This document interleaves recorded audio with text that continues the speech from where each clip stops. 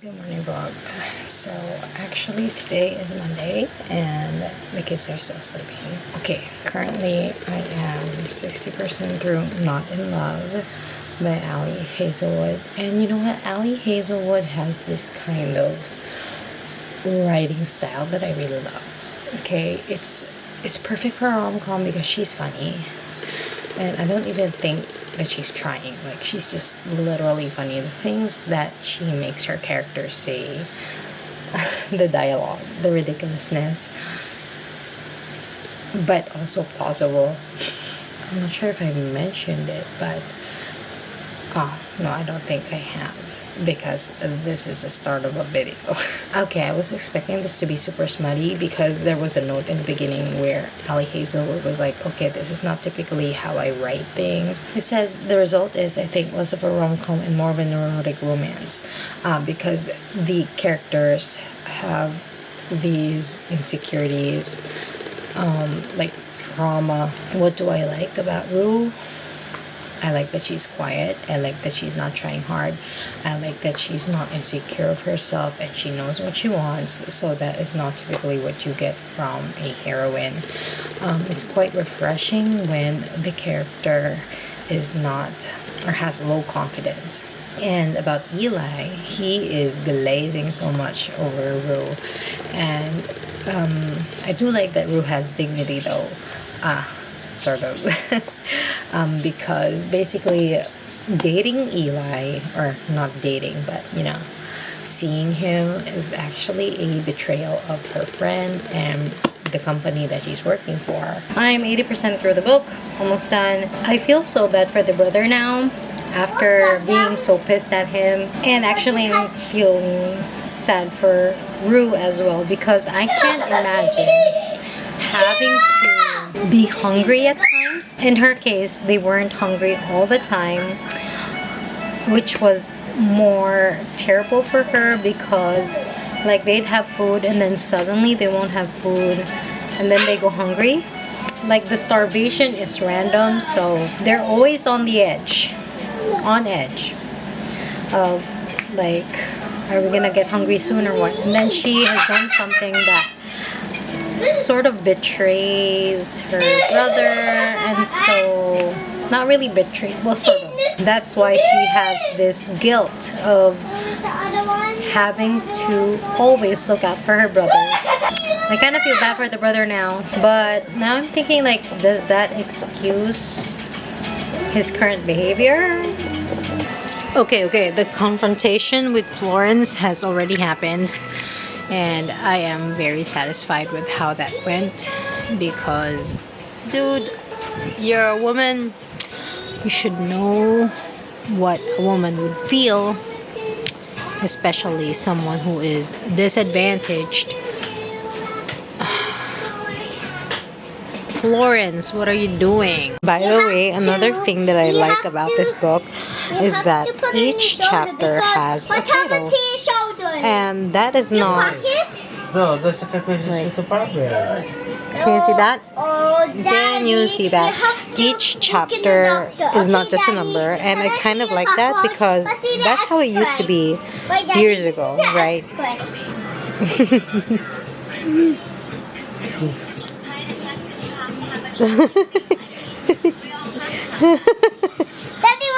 Daddy, look.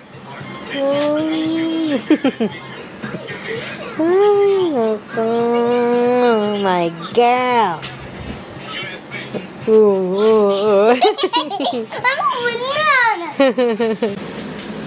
Broccoli, okay? Broccoli.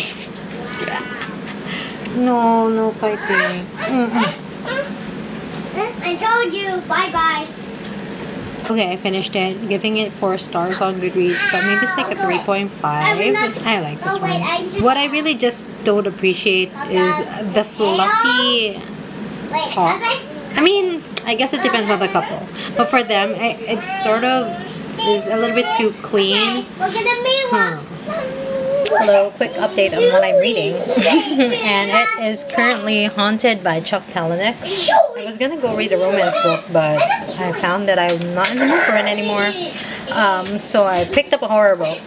And this horror book is a collection of short stories, but it's set in this premise where there are writers that were sort of collected. There was an ad saying that, hey, let's go for a writer's retreat. Not collected, sorry, recruited. There's a writer's retreat, everyone. If you want to write the masterpiece of your life, your magnum opus, contact us. Let's go away for 3 months and we're going to produce the best thing that you've ever written. And so we have a dozen characters, like a lot. And these characters, they each have a story to tell. Okay, I'm currently 30% through. So far, I've read like 4 or 5 stories, and 2 of them were really traumatic. I mean, the others feel like sort of leaves you empty, but also not so high stakes. But there were 2 stories in particular that got me gasping, and like, I can't believe that this was actually put on paper. It's not graphic. I wouldn't say, maybe like this is the beginnings of extreme horror, but it's not overly describing things that you would think it's kind of just for the sake of the horrific things that happen. Yeah, it's so hard to explain. Yeah. And also, Chuck Palahniuk, this guy, I'm not even gonna lie, okay? His writing is so hard to follow in some parts, because if you're not careful, if you're used to reading linear stories or like clean cut stories, then it would be kind of, let's just say it takes a lot of mental capacity to read this book, and you can't read it when like it's noisy. Like, you really have to be fully focused. And I find it particularly hard to focus on the story if I'm not interested in the short story. But yeah, when it gets you, it gets you. Look at her. Yeah, she said these are my cucumbers. I look like a panda. Mommy, you look like a nice stylish. You like a Barbie. I'm like a Barbie? Yeah. Are you sure, babe? Yeah. You like a Barbie. Oh, thank you. So here is another story that I think is number 3 most disturbing. And it has to do with dolls that this group of people used to help kids who were abused. Like, they would use the dolls to demonstrate how they were abused, or not like, because you know, kids don't really know what abuse is, so the detectives are gonna ask the kids, okay, do to this doll what the perp was doing to you, right? This lady accidentally ordered an anatomically correct, meaning it's a life-size kid, okay? And when she found out that this doll was actually made for something else, so this lady, she's like, this is a mistake. She went out to buy clothes for these dolls, and then she finds out the dolls are missing. And where does she find the dolls? In the director's office. The detectives are actually making up excuses to use these dolls to conduct some interviews, but they're taking the dolls to hotels. What's the other one? So obviously, What's the other one? What's the other one? it's here. And our main girl, Cora, she's like, director, it's so obvious that these detectives are just using the dolls for their own pleasure, and the director is willing to turn a blind eye. And so what does our main character do? She buys super glue. Okay, the revenge that she has exacted to these detectives, these nasty detectives, is much, much better than what I originally thought. So kudos to her. I think this might be like my most favorite of all the stories so far, because it has that revenge factor. So very satisfying. Okay, here's the interesting thing about this short story. These dolls, these kid dolls, they're fake, right? So technically, if these detectives or grown men are harassing or abusing these dolls, like morally, they're not really hurting anyone because they're dolls, right? But why is it still so appalling? The idea of having these kinds of toys. I mean, it's already occurring. Like, people have these dolls, but they're in the adult size, probably. Yeah, but if they're in the kid size, right? Like, do you understand what I'm saying? Like, why is it still so disgusting? Very offensive. Like, I feel like I can take it personally. On the award-winning CD, Action Fun Dance by the Learning Station. Reach for the sky. Let's sing to the silly, silly rap song.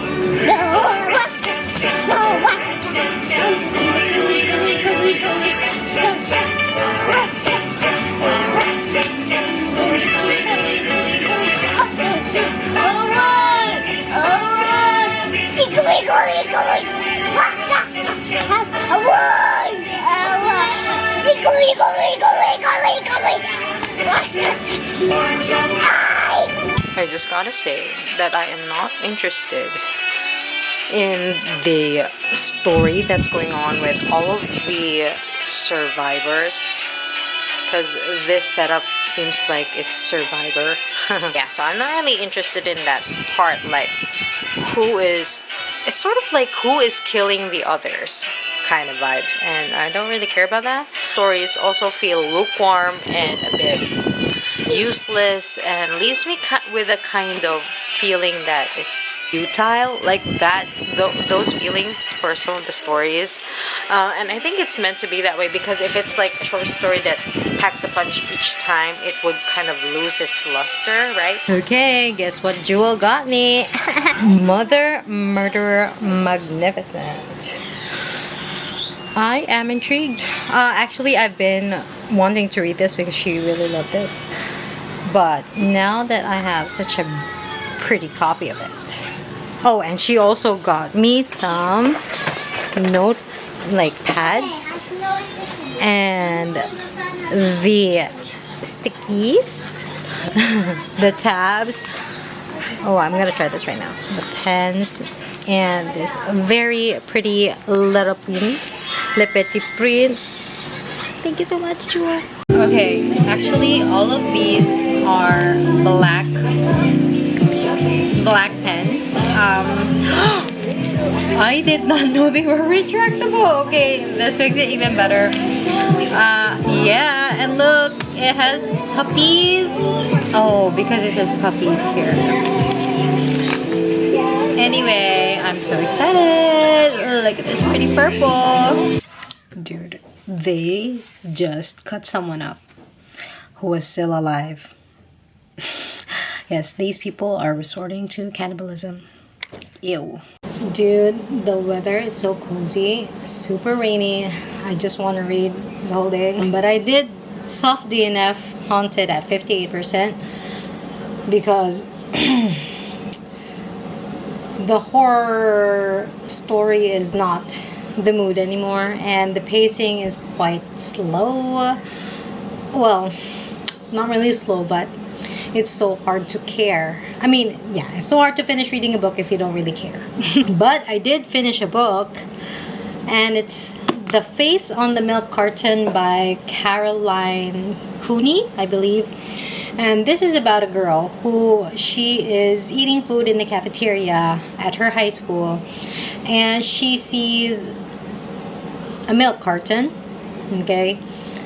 And you know how they put like missing persons on the sides of the carton box? She sees a picture of her when she was like young.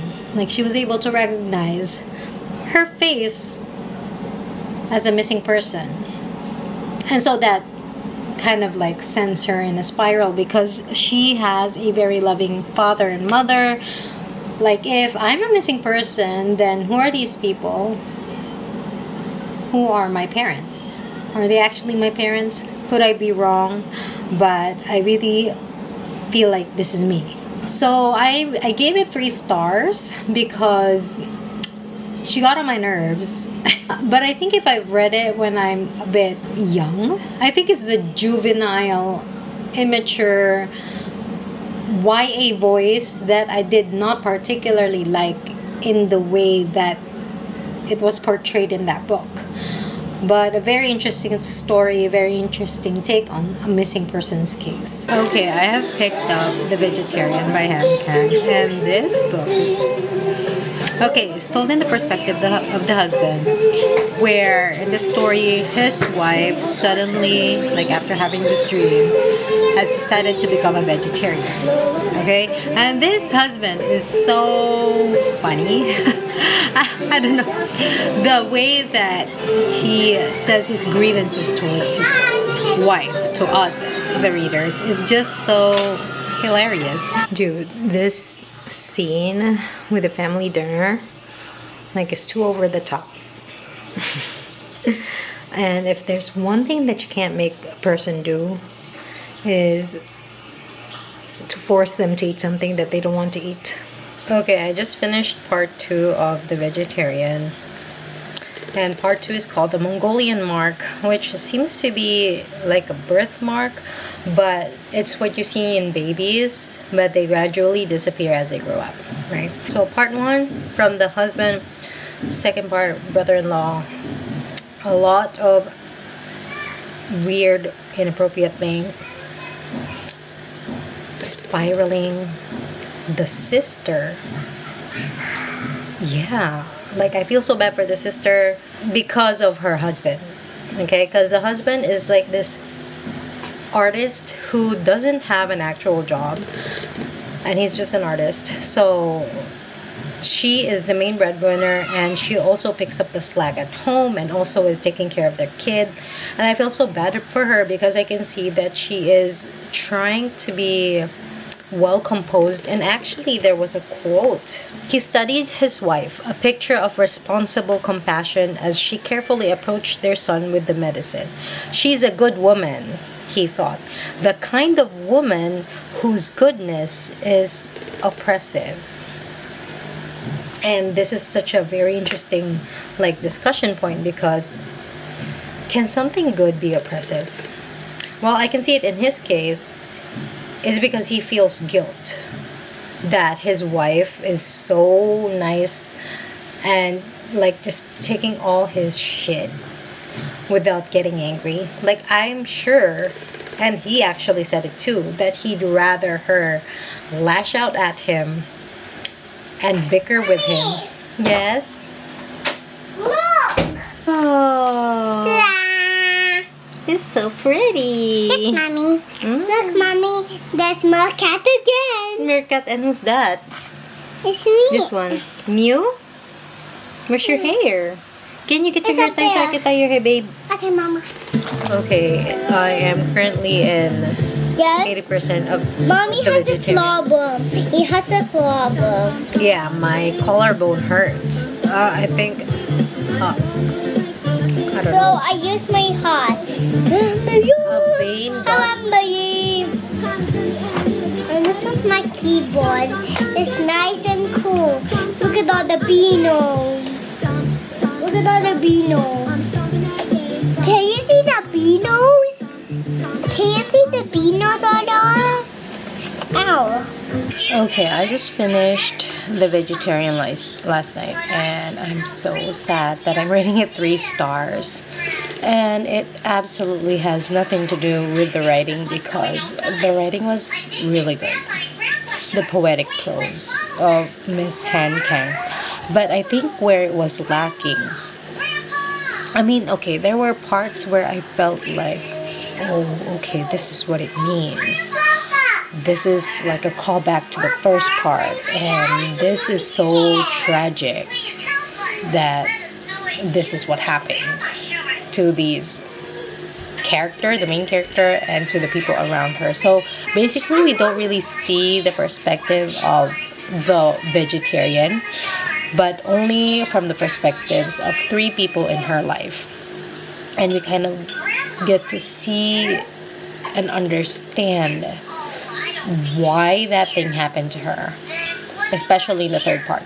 But I guess why I'm giving it, okay, maybe 3 stars is too low, maybe 3.5 stars, but on Goodreads I'm giving it 3 stars because like I even feel like an idiot rating this 3 stars on Goodreads because it is a Nobel Prize winner, and I feel like it should have at least gotten 4 stars for me, but when I ticked 4 stars on Goodreads, it just didn't feel right.